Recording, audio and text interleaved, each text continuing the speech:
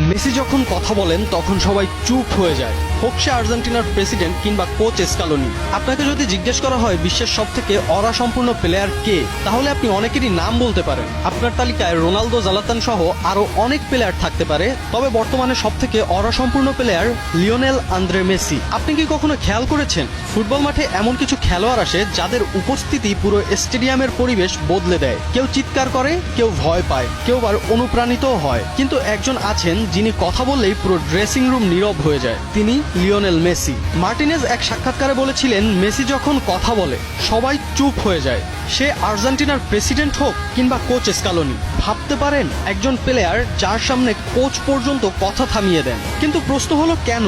এটা কি শুধু তার 8টি ব্যালন ডি'অরের জন্য, নাকি বিশ্বকাপ জয়ের জন্য? না, মেসির অরা তৈরি হয়েছে অন্যভাবে। 2022 বিশ্বকাপের সেই রাত মনে আছে?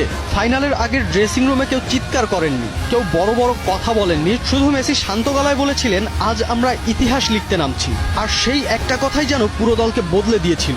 আর তারপর যা হয়েছিল তার সবারই জানা আছে। ডিপল, ডিমারিয়া, এমিলিয়ানো মার্টিনেজ সহ সব সতীর্থদের চোখে মেসি শুধু অধিনায়ক না, তিনি একটা অনুভূতি। ওতামেন্ডির শরীরে মেসির ট্যাটু। ডিপলকে আবার অনেকে মজা করে বলে মেসির বডিগার্ড, কারণ মাঠে কেউ মেসিকে ট্যাকেল করলেই সবার আগে ছুটে যান তিনি।